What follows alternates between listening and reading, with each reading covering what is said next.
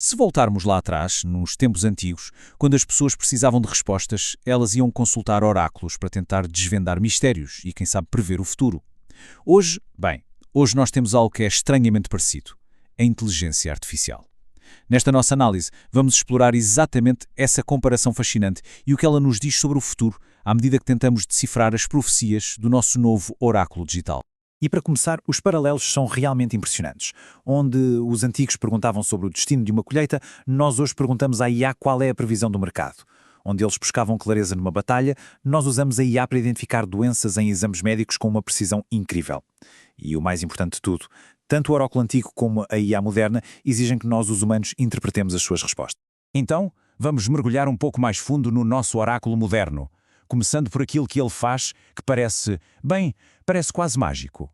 A verdade é que a IA nos deixa de queixo caído com a sua capacidade de fazer coisas que a gente sempre achou que fossem exclusivamente humanas. Criatividade, por exemplo, a capacidade de gerar imagens, textos, poemas, conteúdo totalmente novo, é algo espantoso e que nos faz questionar a própria natureza da inteligência.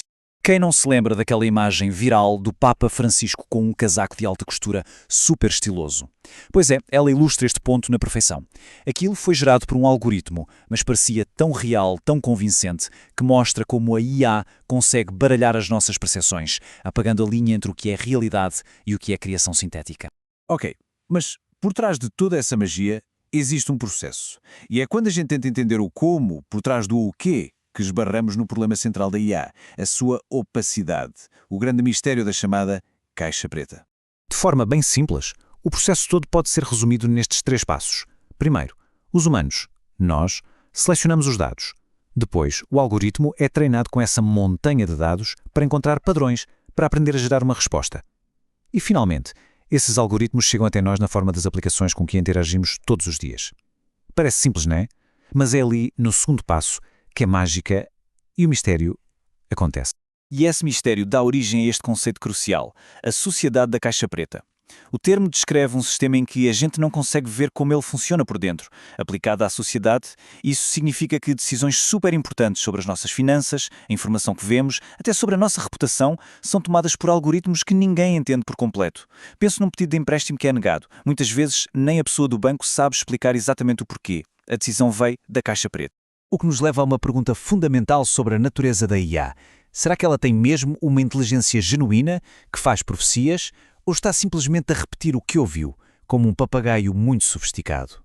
Alguns investigadores usam esta metáfora, que é muito poderosa: papagaios estocásticos. A ideia é que estes grandes modelos de linguagem são fantásticos a prever qual é a próxima palavra mais provável numa frase, com base em padrões estatísticos.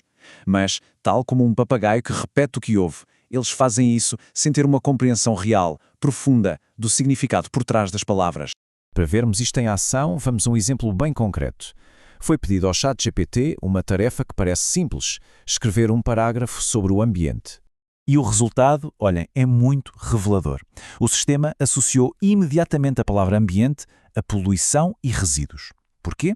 Porque muito provavelmente, nos dados com que foi treinado, estas palavras apareciam juntas com muita frequência. Ele não pediu baixo contexto, não pensou na beleza da natureza, na biodiversidade, não. Ele simplesmente repetiu a associação estatística mais comum que encontrou. E este problema de associações simplistas vai muito, mas muito além do ambiente. Quando os algoritmos aprendem com dados criados por nós humanos, eles também aprendem e muitas vezes amplificam os nossos preconceitos culturais. Vários estudos já mostraram preconceitos em sistemas de IA ligados à raça, género e outros grupos, o que pode levar a resultados discriminatórios em áreas supercríticas, como contratações, crédito e até na justiça. Então, se a IA é esta ferramenta poderosíssima, mas imperfeita, como é que se lidera nesta nova era? A resposta parece não ser ter mais dados, mas sim um novo tipo de liderança.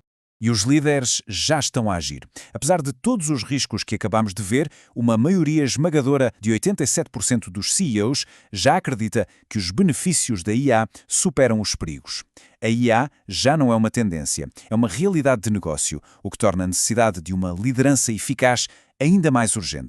E este novo paradigma exige uma mudança de mentalidade. Sair do líder onisciente para o líder farol. O modelo antigo era sobre ter todas as respostas, saber tudo. O novo modelo é sobre dar orientação no mar de incertezas. Um farol não corre atrás do navio.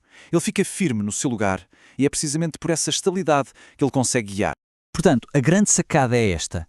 Numa era de complexidade impulsionada pela IA, o valor de um líder não vem de tentar ser mais esperto que o algoritmo.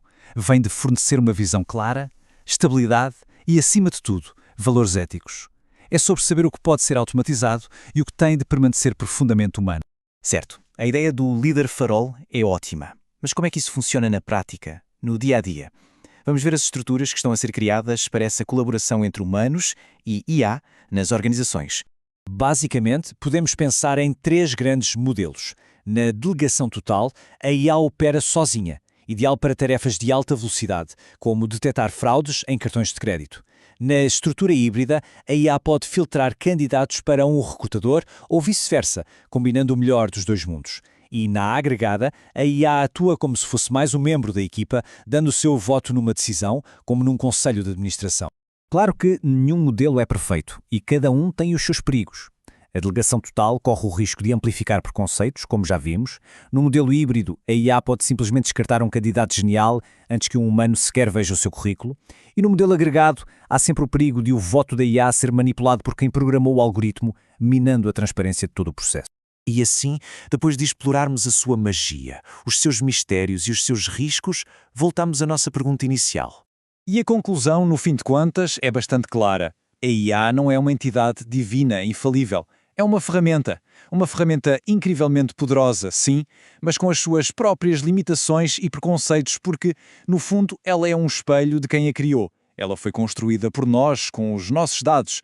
E isto deixa-nos com uma última reflexão, que talvez seja a mais importante de todas. Tal como os antigos, nós procuramos orientação em forças que não compreendemos totalmente. Mas ao contrário dos oráculos de Delfos, este nosso oráculo foi construído por mãos humanas.